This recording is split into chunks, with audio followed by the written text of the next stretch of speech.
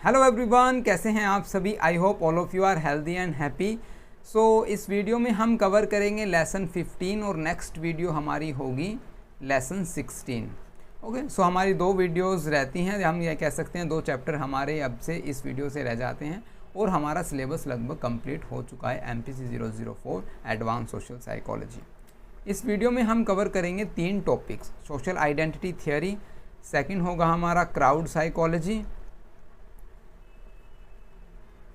और crowd psychology की 2 theories करेंगे। एक तो करेंगे हम कौन सी, क्लासिकल थियरी, और एक करेंगे कन्वर्जेंस थियरी।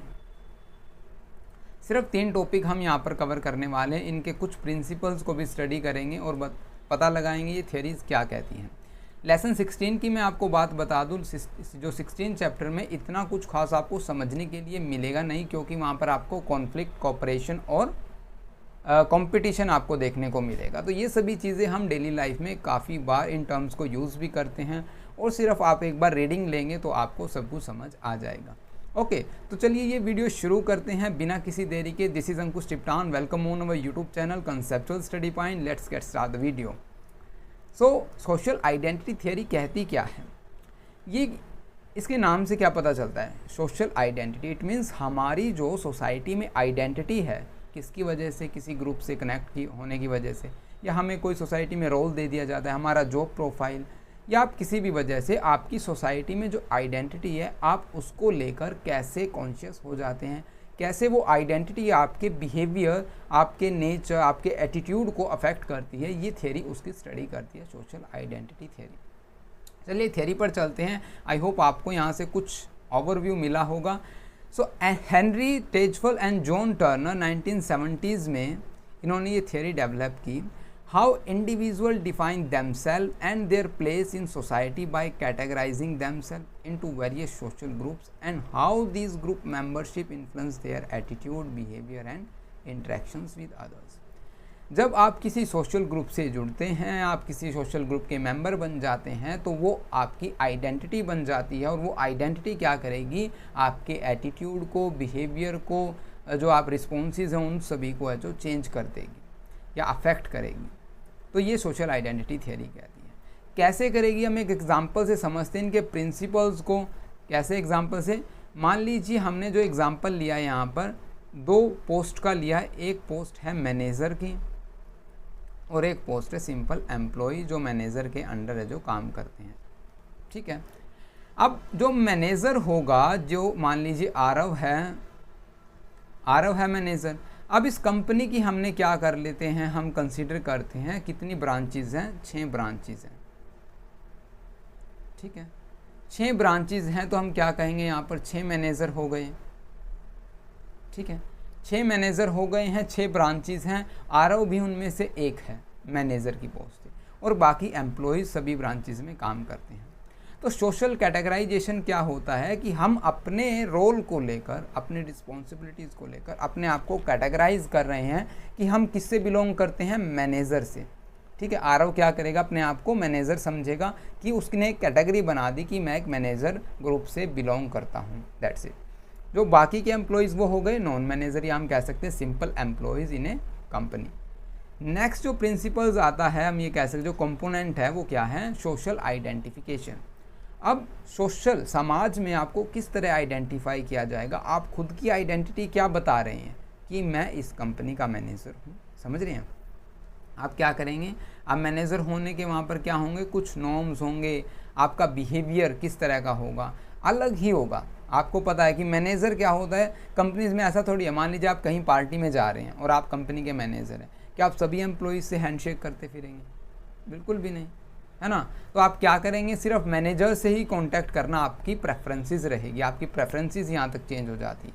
तो सोशल आइडेंटिफिकेशन में क्या है कि आपने कैटेगराइजेशन कर लिए, कैटेगराइज हो गए, आप मैनेजर हो गए आरव, और यहाँ पर है जो क्या होता है, बाकी के एम्प्लॉयज़ आपकी कैटेगरी हो गई, और आप अपनी अपनी आइडेंटिफिकेशन के साथ चलना शुरू कर देंगे। सोशल कंपैरिजन कैसे करेंगे हम, यहाँ पर मैनेजर के पास हाई पे स्केल होती है, ज़्यादा फैसिलिटीज़ होती हैं, उनके पास हॉलीडेज़ वगैरह, मतलब ये फैसिलिटीज़ में ही आ जाएंगी। तो क्या होता है, वहाँ पर कंपैरिजन होना शुरू हो जाता है एज कंपैरिजन टू अदर। किसके साथ कंपेयर करेंगे हम, जो दूसरे एम्प्लॉयज़ हैं। ओके, नेक्स्ट आता है हमारे पास इन ग्रुप फेवरेटिज्म।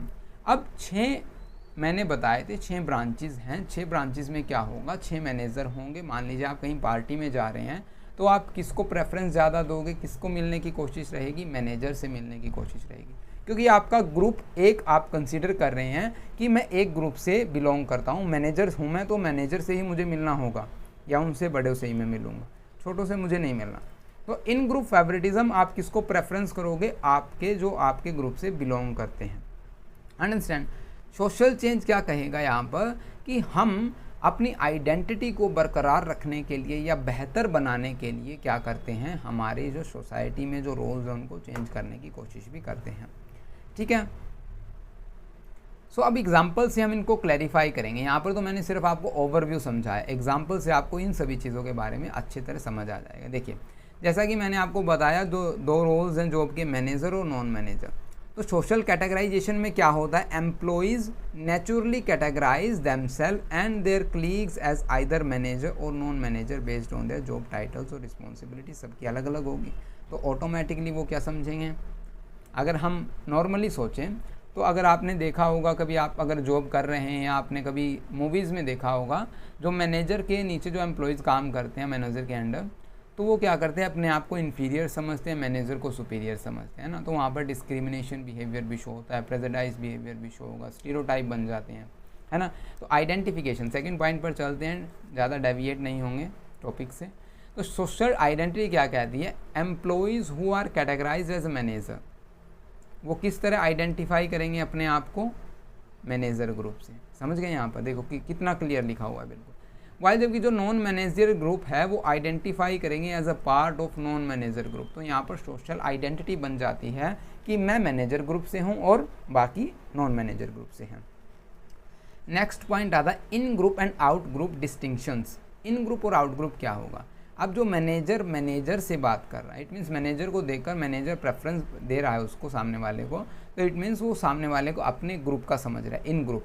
और आउट ग्रुप जो है उसको आउटसाइडर समझा जा रहा है, उसके साथ बिहेवियर अच्छी तरह नहीं किया जा रहा, हम ये कह सकते हैं, या डिस्क्रिमिनेशन बिहेवियर शो किया जा रहा है। ठीक है, तो वो हो जाएगा out group. Okay.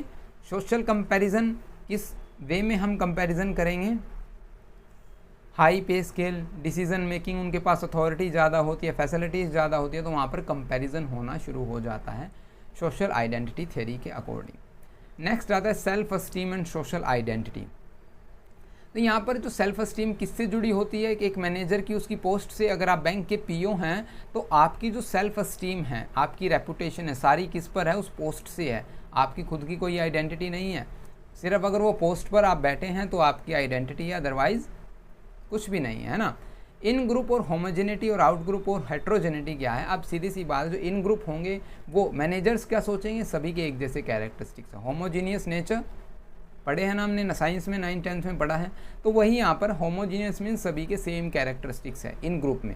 Heterogeneity means जो आउट ग्रुप है उनके सभी के अलग अलग कैरेक्टरिस्टिक्स है, वही हमसे काफ़ी अलग है। तो ऐसा सोशल आइडेंटिटी थ्योरी कहती है।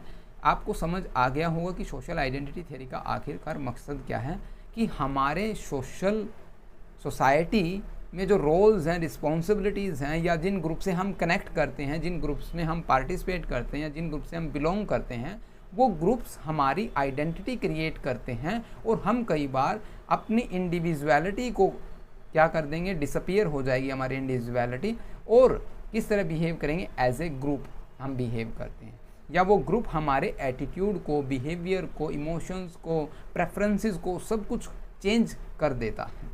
ओके। नेक्स्ट हम करेंगे यहाँ पर क्राउड। ओके। सो क्राउड क्या होता है, आप लोगों ने काफ़ी बार ये टर्म सुनी है कि आप मान लीजिए किसी कॉन्सर्ट में जा रहे हैं, तो आप लोगों ने अगर सुना हो, जो पंजाबी सिंगर थे सिद्धू मूसेवाला, उनके जो कॉन्सर्ट में भीड़ सबसे ज़्यादा होती थी, है ना। अब जैसे और भी काफ़ी कॉन्सर्ट होते हैं म्यूजिशियंस के, या फिर कोई और भी कॉन्सर्ट, मुझे म्यूज़िक का शौक़ है तो मुझे थोड़ी बहुत नॉलेज है उसकी, ठीक है। तो वहाँ पर कॉन्सर्ट होते हैं, वो भी एक क्राउड है। आप मार्केट में जाते हैं, आप मान लीजिए दिल्ली में कहीं बाज़ार में जा रहे हैं, तो वहाँ पर भी काफ़ी क्राउड आप देखने को मिलेगा, या आपके कोई लोकल बाज़ार में वहाँ भी काफ़ी क्राउड होता है। या फिर कहीं पर प्रोटेस्ट हो रहा है गवर्नमेंट के अगेंस्ट, या फिर मान लीजिए कोई रोड ब्लॉक कर रहा है अपने जो गांव की बिजली के लिए या पानी के लिए, तो वहाँ पर भी ज़्यादा क्राउड हो जाता है। तो क्राउड होता क्या है एक्चुअली में? क्राउड को हम डेफिनेशन से समझते हैं। चलिए, डेफिनेशन क्या कहती है कि नंबर ऑफ पीपल्स एक साथ इकट्ठे होते हैं एक मोटिव को कंप्लीट करने के लिए, ठीक है। और फिजिकली, ऐसा नहीं है कि हम ऑनलाइन हो जाते हैं, ठीक है।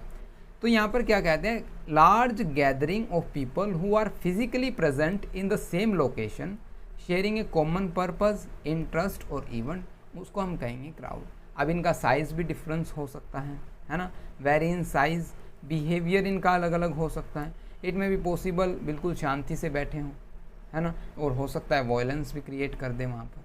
तो क्राउड की अलग अलग पहचान हो जाती है यहाँ पर। तो क्राउड की जो स्टडी क्यों करना मतलब ज़रूरी समझा गया उस टाइम, जब ये देखा जाता है कि क्राउड है जो क्या करता है, वॉयलेंस बिहेवियर भी शो कर रहा है और नॉर्मल कॉन्सर्ट में मज़े भी कर रहे हैं, सभी लोग एंजॉय कर रहे हैं, बाज़ार में सभी मार्केटिंग कर रहे हैं, हम ये कह सकते हैं शॉपिंग कर रहे हैं, है ना। तो वहाँ भी क्राउड है, हर जगह क्राउड है, लेकिन सभी का बिहेवियर अलग है। तब उस स्टडी को, क्राउड की स्टडी को साइकोलॉजी, क्राउड साइकोलॉजी या मॉब साइकोलॉजी कहा जाता है, जहाँ पर हम क्या करते हैं, किसकी स्टडी करते हैं, ग्रुप ऑफ माइंड, ठीक है। जो एक नंबर ऑफ ग्रुप जो वहाँ पर इकट्ठा हुआ है, उनकी जो विचारधारा है, जो माइंड है, उनकी स्टडी को हम कहेंगे mob psychology, crowd psychology. Okay, यहाँ पर हम क्या करेंगे, जब भी कोई इंडिविजुअल किसी क्राउड का पार्टिसिपेट करता है, उसमें पार्टिसिपेट करता है या इन्वॉल्व होता है, तो उसके बिहेवियर में, इमोशन में, थॉट में कौन कौन से चेंजेस आ जाते हैं, उन सब की स्टडी को मॉब साइकोलॉजी या क्राउड साइकोलॉजी कहते हैं। ओके, आई होप आपको क्लियर हो गया होगा, ठीक है। ऐसा नहीं है कि हम ग्रुप अलग है क्राउड अलग है, ये बात आप ध्यान रखिएगा, ग्रुप अलग है और क्राउड अलग है, ठीक है। तो अब इनके लिए ना सबसे पहली थियरी बात करते हैं, क्लासिकल थियरी, जो कि गुस्टव ली बोन और विल्फ्रेड ट्रोटर ने दी थी लेट 19s में कह दीजिए, अर्ली 20s में बोल सकते हैं आप। तो इन्होंने ये थियरी दी, इसके अकॉर्डिंग इनका जो मेन फोकस था वो क्या था, वॉयलेंस बिहेवियर पर। इन्होंने क्या कहा कि जब भी क्राउड इकट्ठा होता है, ठीक है, जब भी क्राउड इकट्ठा होता है तो वो कोई ना कोई बिहेवियर क्या करता है, वॉयलेंस बिहेवियर शो करता है, वो इंडिविजुअलिटी को खो देता है, उसकी खुद के जो रैशनल थिंकिंग है या सेल्फ रिस्पॉन्सिबिलिटीज़ हैं वो सारी की सारी डिसअपियर हो जाती हैं, और वो उस क्राउड के साथ है जो कैसा करता है, बिहेव करता है। तो चलिए शुरू करते हैं, हम इसको समझने की कोशिश करते हैं इस थियरी को। क्लासिकल थियरी क्या कहती है, how individuals behaviour change when they are part of a crowd mob, कैसे एक इंडिविजुअल के बिहेवियर चेंज हो जाते हैं जब कोई भी एक भीड़ का हिस्सा बनता है। अब आप लोगों ने ये देखा होगा, भीड़ का हिस्सा एग्जाम्पल लेते हैं हम, इसका एग्जाम्पल लेते हैं गंगा जल मूवी से। गंगा जल मूवी देखी आप लोगों ने? क्या होता है, एक्टर है जो दो क्रिमिनल्स को कोर्ट से जेल में लेके जाना चाहता है, लेकिन इतनी सारी भीड़ इकट्ठा हो जाती है क्योंकि उन्होंने एक लड़की का रेप किया था, उनको मार दिया था, उनके पेरेंट्स को भी, इसलिए वहाँ पर इतनी सारी भीड़ इकट्ठा हो जाती है कि वो कहते हैं कि हम इन्हें अपने हिसाब से सज़ा देंगे, आप इन्हें हमारे हवाले कर दीजिए। तो उस भीड़ में एक व्यक्ति कहता है, ऐसा थोड़ी है कि सभी एक साथ मिलकर कहेंगे, ठीक है। तो उस भीड़ में वो व्यक्ति या हर एक व्यक्ति का बिहेवियर किस तरह चेंज होता है अकॉर्डिंग टू क्राउड, किस तरह उस भीड़ में हर एक है जो किस तरह बिहेव करता है, ये हम इस थियरी के अकॉर्डिंग है जो हम पढ़ेंगे, ठीक है। अब यहाँ पर इस थियरी को क्रिटिसाइज भी किया गया, वो हम करेंगे कन्वर्जेंस थियरी में, ठीक है। क्या कौन कौन से की पॉइंट्स वहाँ पर बताए गए, तो सिंपली एक इंडिविजुअल जब एक भीड़ का जो हिस्सा बन जाता है, कौन कौन से चेंजेस वहाँ पर देखने को मिल सकते हैं, वो हम यहाँ पर अब स्टडी करेंगे। कुछ प्रिंसिपल्स इस थियरी के डिस्कस करेंगे। पहला प्रिंसिपल आ जाता है anonymity and suggestibility. Anonymity means whenever an individual become part of an crowd, they feel anonymous. समझ रहे हैं? Anonymous means वो ऐसा महसूस करते हैं कि शायद उन्हें कोई जानता ही नहीं, क्या वो अनजान है, वो गुमनाम है, उन्हें कोई पहचानेगा नहीं, और इसी वजह से anonymity की वजह से वो कैसे बिहेव करते हैं, वायलेंटली बिहेव करते हैं अकॉर्डिंग टू दिस थियरी। जब एक इंडिविजुअल क्राउड का पार्ट होता है तो वो सेंस ऑफ अनोनिमिटी को फील करता है, जिससे कि वो पर्सनल रिस्पॉन्सिबिलिटीज़ को क्या कर देता है, भूल जाता है। उसकी जो पर्सनल रिस्पॉन्सिबिलिटीज़, रैशनल थिंकिंग सारी की सारी डिसअपियर हो जाती हैं, ठीक है। और जिससे कि क्या हो जाता है, बिकम मोर सजेस्टिबिलिटी। यहाँ पर सजेस्टिबिलिटी का मीनिंग है कि वहाँ पर अब मैंने एग्जांपल दिया था ना आपको, तो सभी कहते हैं क्यों भाइयों, वो ऐसा कहता है भीड़ में एक व्यक्ति कि हम इसको अपने हिसाब से सज़ा देंगे, क्यों भाइयों, तो सभी कहते हैं हाँ हाँ हाँ। तो मतलब कैसे एक मैसेज वायरस की तरह फैल गया, है ना। वहाँ पर इमोशनल इफेक्ट देखिए कितना है, इमोशनली इफेक्ट इतना बढ़ गया कि एक ने, उन भीड़ में से एक व्यक्ति ने कहा कि हम इनको अपने हिसाब से देखेंगे, तो वहाँ पर वो आसानी से उन इमोशंस, अपने बिहेवियर को एक्सप्रेस कर रहे हैं अकॉर्डिंग टू क्राउड, ठीक है। नेक्स्ट आता है कॉन्टाजियन, ठीक है। तो यहाँ पर क्या होता है, आप लोगों ने देखा जब मैंने कहा कि क्यों भाइयों, तो सभी ने कहा कि हाँ हम है जो इनको अपने हिसाब से सज़ा देंगे। अब अपने हिसाब से सज़ा देने के लिए एक आवाज़ ने वो मैसेज सभी तक पहुँचा दिया, एक वायरस की तरह, इसलिए इसको कॉन्टाजियन बोला गया है। ओके, नेक्स्ट पॉइंट आता है हमारे पास loss of individuality. Loss of individuality क्या कहती है कि जब हम उसका क्राउड का हिस्सा बन जाते हैं तो हम क्या करते हैं, हमारी रैशनल थिंकिंग को सोचना बंद कर देते हैं। जैसे मान लीजिए वो सभी क्या करते हैं, पुलिस के ऊपर हमला सा कर देते हैं और फिर उस पर जो क्या करेंगे, उन जो अपराधियों को, क्रिमिनल्स को पीटना शुरू कर देते हैं। इट मीन्स इंडिविजुअलिटी कि मुझे शायद ये नहीं करना चाहिए, मुझे पुलिस के साथ है जो कोऑपरेट करना चाहिए, ये थॉट न आते हुए according to this theory, classical theory, individual क्या करता है, जैसे ग्रुप बिहेव करेगा, दुकानों को जलाना, घरों में आग लगा देना या लोगों को मारपिटाई करना, तो जैसे ग्रुप बिहेव कर रहा है वैसे ही हम, जैसे वो भीड़ बिहेव करे वैसे ही हम बिहेव करेंगे। लॉस ऑफ इंडिविजुअलिटी कहती है। हार्ड मेंटालिटी, एक झुंड की तरह जो मानसिकता बन जाती है, हमें सोचने की ज़रूरत ही नहीं है, जैसा ग्रुप ने कर दिया, जैसा भीड़ ने कर दिया, हम भी उनके पीछे पीछे भाग रहे हैं। आपने जो पुरानी मूवीज़ में देखा होगा, आजकल हो सकता है आपने रियलिटी में भी देखा होगा कि कोई, मान लीजिए किसी चोर के पीछे कोई भाग रहा है, तो शायद उसको पकड़ने के लिए क्या होता है, 3-4 व्यक्ति और भागने लग जाते हैं, 5 और भागने लग जाएंगे, आगे से पीछे से पता नहीं कहाँ से। या रैलीज़ में देखा होगा आपने, रैली में क्या करता है, किसी को नहीं पता होता कौन किसके पीछे क्यों भाग रहा है, लेकिन भाग रहा है। तो ये क्या है, क्राउड। अब कुछ हद तक देखो आपको ये सही भी लगेगी थियरी, क्लासिकल थियरी, लेकिन आपको आगे पता चलेगा कि इसका क्रिटिसिज्म क्यों किया गया। स्टीरियोटाइपिंग, अब यहाँ पर स्टीरियोटाइपिंग मीन्स यहाँ पर, क्योंकि जब एक भीड़ में जब हम इन्वॉल्व हो जाते हैं तो हम जो भीड़ से अलग हैं लोग, उनको क्या सोचेंगे, ये हमारे ग्रुप का हिस्सा नहीं है, ठीक है। हम उनके साथ डिस्क्रिमिनेट बिहेवियर शो करेंगे, हम वहाँ पर डिस्क्रिमिनेशन करना शुरू कर देते हैं। दैट्स वाई यहाँ पर स्टीरियोटाइपिंग यूज़ किया जाता है कि जब हम किसी ग्रुप से हम बिलोंग करते हैं, भीड़ में हम इन्वॉल्व हैं, तो हम उस भीड़ को रिप्रेजेंट करते हैं। हम ये सोचते हैं हम ही हैं भीड़, ठीक है, हमसे ही है भीड़, ये जो क्राउड है ये हम ही हैं। इट मीन्स वहाँ पर एक रिप्रेजेंटेटिव होता है, समझ रहे हैं। अपनी रिस्पॉन्सिबिलिटीज़ का बोध होता ही नहीं, वो अपनी रिस्पॉन्सिबिलिटीज़ को भूल जाते हैं। लीडर इन्फ्लुएंसेस, अब क्राउड में आप लोगों ने जनरली क्या देखा होगा, जैसा कि मैंने बताया उस मूवी में क्या होता है कि हाँ भाइयों हम इनको अपने आप सजा देंगे, क्यों भाइयों हमने ऐसा कहा।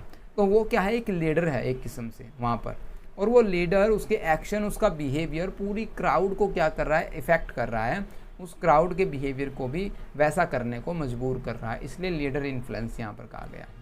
वॉयलेंस एंड इररेशनैलिटी, कि इस काम के बाद, उस अग्रेसिवनेस के बाद वहाँ पर क्या होता है, वो पुलिस के साथ झगड़ा करते हैं, उनको पीटते हैं और उनको मार देते हैं आखिर में। हालांकि वो पुलिस के थ्रू ही मारा जाता है, लेकिन फिर भी वहाँ पर क्या होता है, वायलेंस होता है, ठीक है। तो वायलेंस एंड इररेशनैलिटी, तो ये थी क्लासिकल थियरी। आपको क्या लगता है कि ये क्राउड की डेफिनेशन, ये थियरी सही है? लेकिन अगर आपने डेफिनेशन पर फोकस किया होगा कि क्राउड तो कॉन्सर्ट्स में भी होता है, ठीक है, या फिर कहीं पर मान लीजिए क्रिकेट का IPL हो रहा है, वहाँ भी क्राउड काफ़ी होता है, या फिर बाज़ार में आप शॉपिंग करने के लिए गए हैं, वहाँ भी क्राउड होता है। तो कन्वर्जेंस थियरी ने क्या कहा कि सिर्फ हम नेगेटिव पोर्शन को ही सिर्फ हम एम्फेसाइज नहीं कर सकते, हमें रैशनल थिंकिंग को भी देखना चाहिए कि बाज़ार में लोग इसलिए भीड़ इकट्ठा किए हुए हैं क्योंकि उनकी सबकी मेंटालिटी एक है, उनके इंटरेस्ट एक है कि उन्हें शॉपिंग करनी है, ठीक है। आईपीएल में जो भीड़ होती है, जो क्रिकेट के मैदान में भीड़ होती है, जो क्राउड होता है, वो इसलिए वहाँ पर इकट्ठा हुआ है क्योंकि उनका इंटरेस्ट सेम है, वो सभी मैच देखना चाहते हैं। या कॉन्सर्ट में जो म्यूज़िक कॉन्सर्ट होते हैं वहाँ पर सभी इंजॉय करते हैं म्यूज़िक के साथ, सभी जो डांस करते हैं, गाना गाते हैं, तो वो सभी भी एक क्राउड है। तो ये कन्वर्जेंस थियरी ने यहाँ पर है जो डिस्कस किया। वीडियो थोड़ा लैग हो गया था तो अब ठीक है आई थिंक। तो शेयर हम यहाँ पर थे, कुछ की पॉइंट्स, हम कुछ की प्रिंसिपल्स यहाँ पर इनके डिस्कस करेंगे जो कन्वर्जेंस थियरी है। पहला जो पॉइंट है हमारा शेयर्ड सोशल आइडेंटिटी। ये कहती है कि हम हमेशा जो क्राउड है वो इर्रेशनल थॉट या फिर हम हमेशा ही इर्रेशनल थॉट या डी इंडिविजुएट बिहेवियर नहीं शो करते। हालांकि कई बार हम इस तरह के, जैसे कि कॉन्सर्ट या बाज़ार में शॉपिंग करना, ये एग्जाम्पल हो सकता है कि हम इसलिए इकट्ठा हुए हैं कि हमारे बिलीव्स, इंटरेस्ट, वैल्यू सभी सेम हैं। ठीक है। कलेक्टिव आइडेंटिटी क्या कहती है? जब भी हम किसी क्राउड का हिस्सा होते हैं तो वहाँ पर हमारी सेल्फ आइडेंटिटी और कलेक्टिव आइडेंटिटी, जो ग्रुप, जो क्राउड की आइडेंटिटी, हम दोनों को मेंटेन रखते हैं। जैसे कि कॉन्सर्ट में होता है या आईपीएल में होता है, सभी की अपनी अपनी आइडेंटिटी होती है, लेकिन वो उस क्राउड को भी डिनोट करते हैं। समझ रहे हैं? नेक्स्ट आता है इंस्ट्रूमेंटल बिहेवियर। इंस्ट्रूमेंटल बिहेवियर क्या होगा? इंस्ट्रूमेंटल बिहेवियर की, मान लीजिए हमेशा ही आप वायलेंस शो करें, अग्रेसिव बिहेवियर शो करें या किसी को चोट पहुंचाए, ऐसा क्राउड का मोटिव नहीं होता। इंस्ट्रूमेंटल वहाँ पर क्या होगा कि हम हैं जो आईपीएल देखने के लिए गए हैं, ऑब्वियस है हम आईपीएल देखेंगे और अपने घर आ जाएंगे। समझ रहे हैं? तो वहाँ पर हमारे बिलीव, जैसे हम कलेक्टिव आइडेंटिटी में क्या करते हैं कि कलेक्टिव आइडेंटिटी क्यों दिखा रहे हैं हम? क्योंकि हमारा सभी का मोटिव, गोल, इंटरेस्ट, वैल्यू सभी सेम है। आप आईपीएल देखने जा रहे हैं तो आप वहाँ पर क्राउड का एक हिस्सा है, वहाँ पर हम ये कहेंगे देखिए कितना क्राउड है, हम ये थोड़ी कहेंगे देखिए आरव जाके बैठा है वहाँ पे ना। तो वहाँ पर क्या है? क्राउड का एक हिस्सा है। तो आप क्या करेंगे? उस क्राउड को भी डिनोट कर रहे हैं, क्योंकि आप सभी के जो आपकी जो कलेक्टिव आइडेंटिटी है वो किसके आधार पर है? आपके इंटरेस्ट के बेस पर, आपकी वैल्यूज़ के बेस पर, आपके, आप कहेंगे इस तरह, जो इन चीज़ों के आधार पर ही आपका जो वो आइडेंटिटी बनती है। नेक्स्ट जो आता है हमारे पास कम्युनिकेशन एंड कोऑर्डिनेशन। अब ये तो नहीं है कि हम सभी कॉन्सर्ट में गए तो मज़े आ गए, बस सिर्फ कॉन्सर्ट ही एक क्राउड हो। हम क्राउड कई बार कम्युनिकेशन में भी यूज़ करते हैं। जो यहाँ एक आरक्षण हुआ था, ठीक है, प्रोटेस्ट हुआ था, प्रोटेस्ट में क्या हुआ था, काफ़ी भीड़ जमा हो रखी थी, तो एक एसपी आई और एसपी ने आकर सभी से बात की और उनको रिलैक्स किया। तो क्राउड जो कम्युनिकेशन और कोऑर्डिनेशन भी में भी हमारी हेल्प करता है। हम इनका यूज़ किस तरह करते हैं ये हमारे पर डिपेंड है। ठीक है। तो ये कुछ इनके जो प्रिंसिपल्स थे कन्वर्जेंस थ्योरी के, इन्होंने जो क्लासिकल थ्योरी को क्रिटिसाइज़ किया और यहाँ पर हमारे ये 3 टॉपिक कवर हो जाते हैं। आई होप आपको social identity theory, classical theory और जो कन्वर्जेंस थ्योरी समझ में आ गई होगी। सिमिलरली नोट्स आपको ₹9 पे करने होंगे। कैसे? व्हाट्सएप नंबर, हमारी ईमेल आईडी दोनों आपको डिस्क्रिप्शन में मिल जाएगा। फर्दर वीडियोस के लिए आप यूट्यूब चैनल और टेलीग्राम चैनल को ज्वाइन कर सकते हैं। तो इस वीडियो में इतना ही, मिलते हैं नेक्स्ट वीडियो में। लेसन 16 इतना ज़्यादा समझाने वाली वहाँ पर बात होगी नहीं, तो सिर्फ हम एक बार रीडिंग लेंगे, competition, conflict and cooperation, next video. Thank you for watching this video. Have a nice day.